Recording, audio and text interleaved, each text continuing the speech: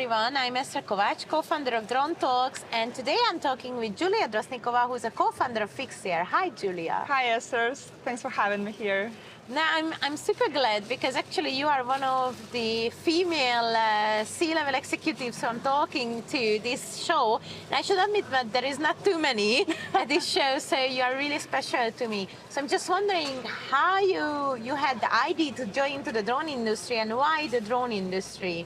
Right. Yeah, that's a very good question. So actually, I have my background in marketing and investment business. So I've been involved for a long with the private equity firms and venture capital firms. And when actually our fund invested in Fixar at the very seed stage. So that's how I learned about this team. And we actually started to spend quite much time with our founder, Vasily, who's the author of all our technologies we have. And we've been working on the go-to-market strategy, on the investment relation strategy, et cetera, et cetera. And at some point, it was like very obvious that we can be a good team to move the company forward to the pure international market. So that's how I joined Fixar a few years ago. And since then, we have, I believe, created quite a bit of results. Definitely. So just before we go to the results, how do you feel yourself as a female in a initially drones, robotics, aviation driven industry? So I'm just saying about myself, I'm always a little bit like feeling like an alien. And with the good and the bad, I got invited to panels to talk because they need to tick the female, quotas. And I didn't get invited to other panels where I was thinking like, hey, I could bring a lot of knowledge because somehow it was like a men-driven panel. So I'm just wondering without any deeper thought, just how do you feel about this, or you feel totally fine and Yeah, interesting. So you know what, when I first just started feeling this taste of the drone industry, I got completely excited because it's so much of energy out there, right? I believe you also feel it, right? Correct, and the market is so rapidly developing. Almost every day or week we see the new use cases, the new applications, what is really exciting. And so I feel great. I mean, I love the concept of leadership, like when you lead without the title, right? So when I come to the team and when I bring the new ideas and new strategy things, we discuss them and everyone supports it and it goes. I mean, that's what's important when you deliver the results. And we are totally focus-oriented and result-oriented company. And that is what we also see from our partners on the international landscape. They mostly pay attention at what we do than whom they speak to. So whether it's Vasily or myself, we feel as the equal partners, and it's actually quite cool to be like a blonde lady in the engineering world. Yeah. And I already learned a thing or two about the engineering. It's cool. Yeah, no, I think it's amazing, and I love to hear you have this amazing positive experience in the industry. And I think because everyone is very innovative, in this industry, so they have an innovative mindset. So you just mentioned you had a lot of success, right? And before we started the interview, we had a lot of chit chat, and you said you have partners with multiple countries, and I'm just wondering how in a few years you develop so many partnerships and. Why do they buy the product? So what's unique in it, Yeah, it's a very good question. So at the very beginning, when we just started the company, we were thinking about the value that we can deliver to our customers, how we can bring them the value proposition so that they succeed with their businesses. And the top priority was to deliver the top efficient solution for their business. That's how we decided to start with the software, and that's how we came with the full stack technology, having all the pieces developed for Fixar Aerodynamics and by Fixar team, Autopilot, Mission Planner, Radio Link, and the design itself. And the design, as I said, is very unique indeed. So it has all the benefits of quadcopters and planes without their downsides.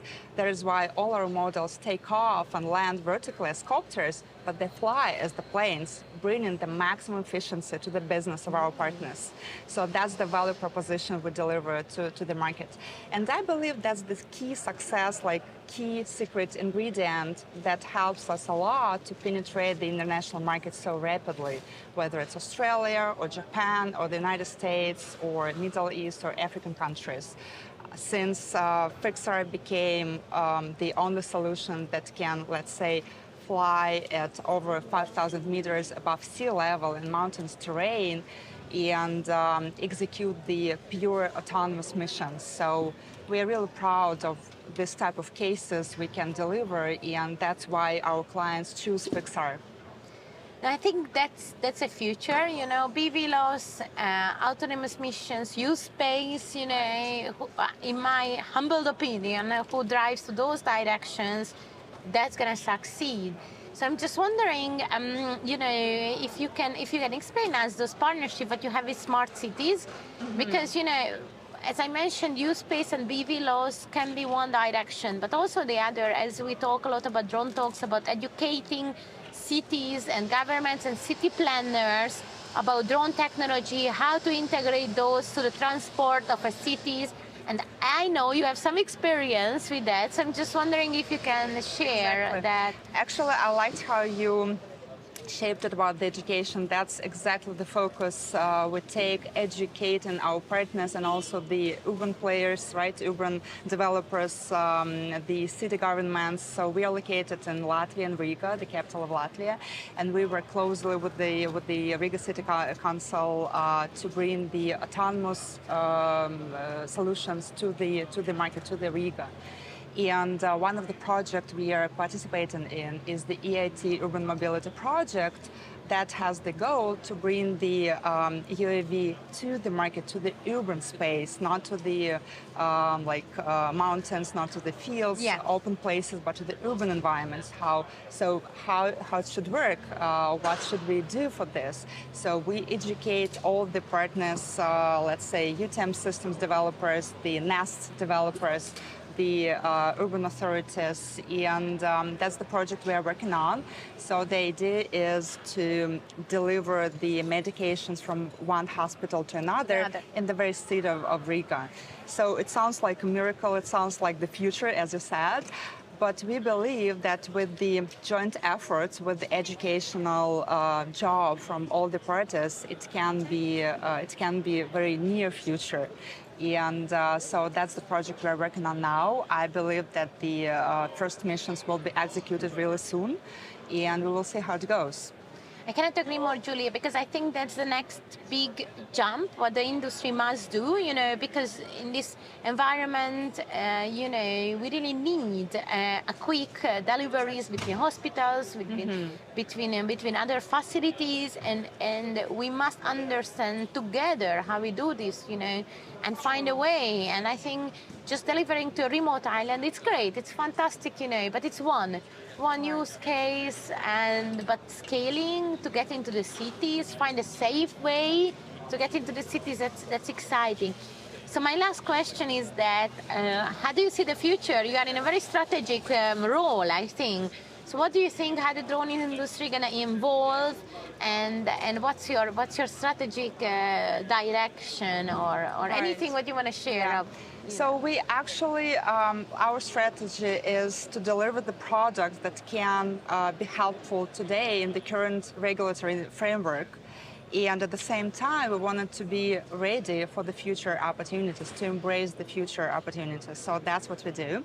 And that is why now we have two models that we are selling now. At the same time, we already have really impressive ideas of which type of models we can deliver in the future to embrace the further opportunities from the regulatory authorities. So our projections is that the delivery will be more scaled in the different parts of the world, and we wanted to be a part of this. Sounds amazing. Thank you so much, Julia, for the interview. Esther, my pleasure. You.